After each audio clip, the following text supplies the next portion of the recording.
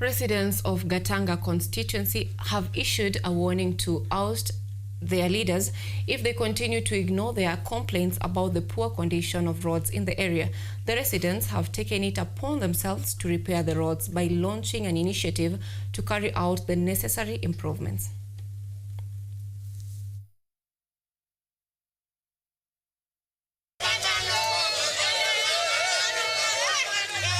Angered by the lack of responsibility from their leaders, residents of Mwana Kahari in Gatanga constituency have launched a self-driven project to repair the roads without involving the leaders. Sisi kama wakaaji wa Kaharo tumeamuka hii asubuhi kutengeneza hii barabara juu tumeona tumetengwa na MCA wetu Paul Muigai, ni kama hana shughuli na sisi. Ile barabara ambazo tunapitia ni barabara chafu, ni barabara zimeharibika, zimemashimo, hazipitiki. The residents cited the source of their frustration to include lack of clean water, inaccessibility to hospitals, insecurity especially for female students who are at risk of being raped when traversing the bushy roads, and the absence of security. Tuko na shida chungu nzima. Barabara hatuna, maji chafu, maji tunakunywa na manyoka na maumbwa. Watoto wetu wamegojeka, wako na minyoo mashiringi.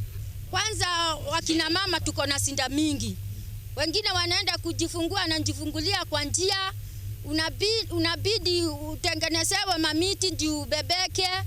In line with the protest led by Gen Z youths who are strongly criticizing non-performing and irresponsible leaders across the country, Gatanga demonstrators also warned their Member of Parliament Paul Muigai and Ward Representative Edward Murui that the days in office are numbered if they do not address these issues occasioned by the lack of proper roads. Wakikosa kufanya kazi yenye sisi tuliwapatia watufanyie, tutaungana. Hapa kuna 4,000 people, 804.